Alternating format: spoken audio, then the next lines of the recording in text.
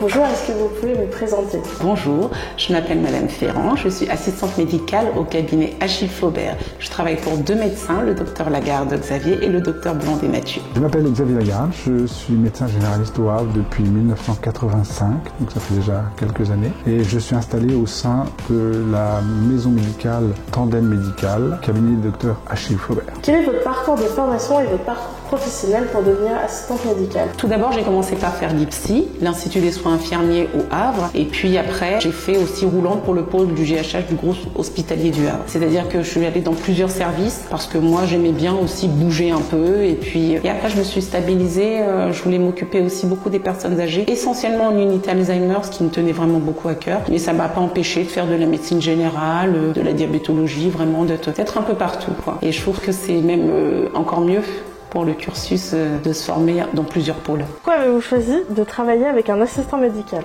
Les principales raisons sont essentiellement des raisons humaines et économiques. La première raison humaine, si je veux passer un temps agréable et pas trop rapide avec mes patients, c'est compliqué actuellement de le faire parce que nous avons besoin d'un certain nombre de consultations par jour et que cette cadence de consultation n'est pas très compatible avec l'humanité qu'on souhaiterait y mettre. Et donc l'idée de devenir Vishnu avec deux bras de plus n'a pas déplu. Quel est son statut? Quelles sont les aides pour l'embauche d'un assistant médical? Le statut d'assistante médicale de Madame Ferrand, nous l'avons pris dans le cabinet et celui d'un salarié. Nous avons bénéficié d'aides importantes de la sécurité sociale pour cette embauche. La sécurité sociale, hélas, ne rémunère pas les actes médicaux à leur valeur, mais elle produit toute une série d'aides qui nous permet de prendre en charge des choses comme notre logiciel, du personnel à notre faveur. C'est très important. Nous avions eu la chance, il y a quelques années, de rencontrer nos confrères anglais. Les Anglais font ça depuis très longtemps. Ils ont plein d'assistants autour d'eux. Pourquoi les Français ne pourraient pas faire ça?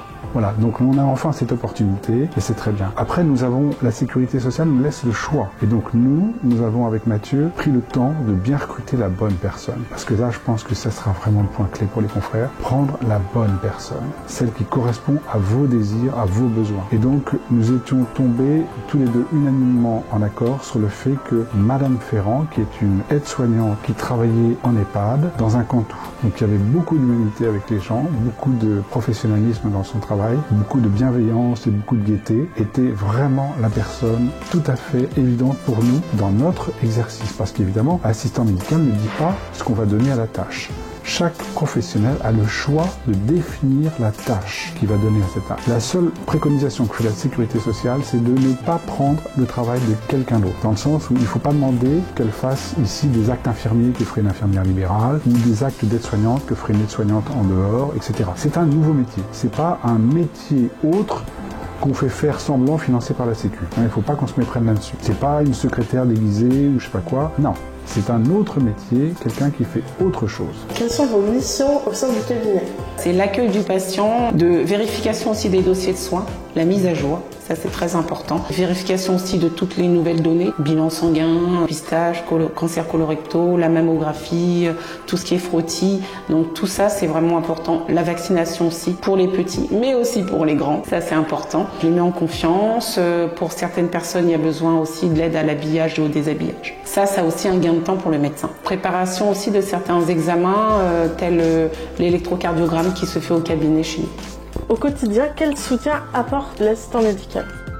Les deux bras plus, voilà, Vishnu c'est là. Donc en fait, au quotidien, nous, Mathieu et moi, nous avons choisi de travailler sur 3 bureaux. 3 bureaux, ça veut dire que comme nous avons l'assistante médicale à mi-temps chacun, à la moitié de la journée, j'ai mon seul bureau dans lequel nous sommes actuellement, et l'autre moitié du temps, j'ai 2 bureaux. Mon bureau plus celui de l'assistante médecin. On va dire salle A, salle B. Mon bureau étant la salle A, le bureau de l'assistante médecin, la salle B. C'est-à-dire que quand je prends le patient A, elle est déjà en train de prendre le patient B, et elle commence toute la partie, j'ai envie de dire non médicale, mais qui est très important sur le plan humain, dans la salle B. Et moi, je vais finir ma partie médicale et je vais passer en saluant la personne dans la partie B, en demandant à mon assistante médecin de finir la partie non médicale dans la salle A, qui peut être pour moi encaisser les honoraires, donner les rendez-vous utiles pour les choses, réexpliquer chaque papier. Pendant ce temps-là, moi, je passe dans la salle B, où elle a déjà pris tous les paramètres médicaux, elle a déjà commencé à relever tous les motifs de consultation d'un patient, et moi, je suis en train d'examiner cette patiente dans de bonnes conditions. Quel est le bénéfice pour le médecin? Pour le médecin, le bénéfice, c'est tout d'abord d'avoir une aide pour toutes les tâches qui sont chronophages. Parce que tout ce qui est réalisation de facturation, vérification aussi de pas mal de paramètres, voilà, comme tout ce qui est les dépistages et choses comme ça, ça lui permet un gain de temps et ça lui permet aussi pour certains patients de se consacrer au sujet du jour, le soin du jour. Ça, c'est vraiment important, ça. La pathologie du jour, c'est un gain de temps, quoi.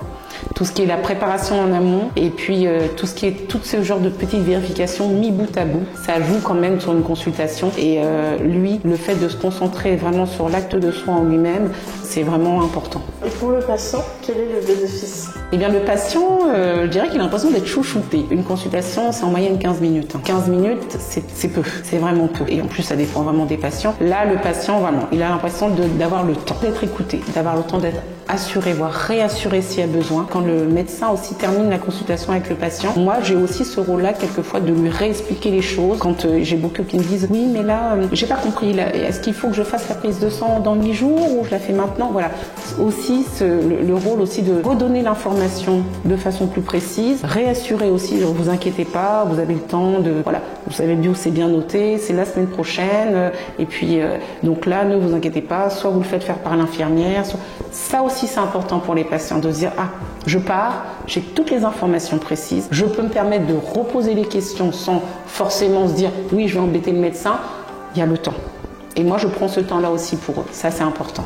Cela a-t-il eu une incidence sur la quantité et la qualité des soins que vous prodiguez? Évidemment, ça diminue beaucoup la charge mentale que nous avons, puisque nous ne sommes plus dans une espèce de course contre la montre.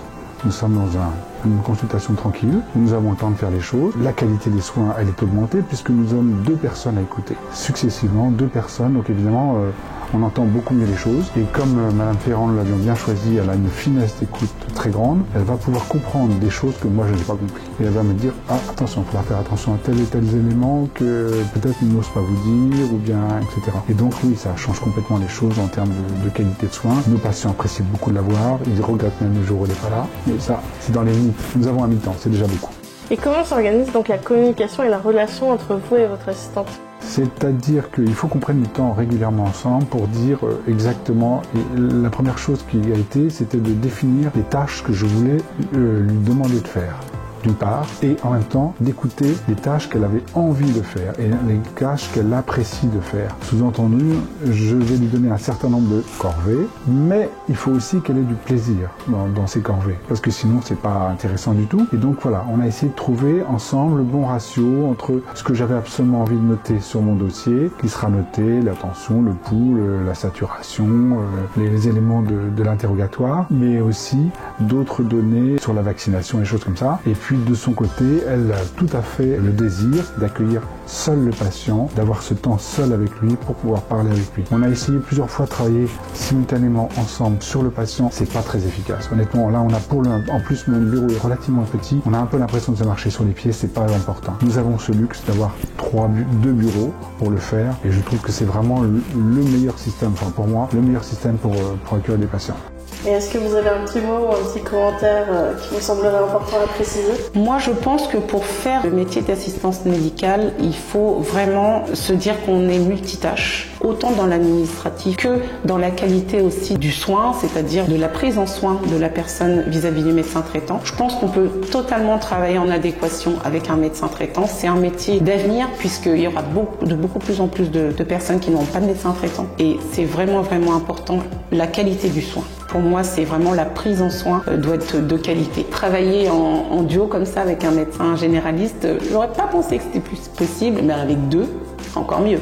Est-ce que vous avez un mot ou un petit commentaire à rajouter De toute façon, c'est l'avenir. Soit vous subirez, soit vous l'anticiperez, mais on n'a que 2 bras, le nombre de médecins diminue, les patients vieillissent, la pathologie augmente, donc faites le ratio, la pathologie augmente, le nombre de médecins diminue, il y a un bug. Et donc ce bug, c'est d'avoir 2 bras plus. Donc soit vous vous faites greffer 2 bras, soit vous prenez une assistante médicale.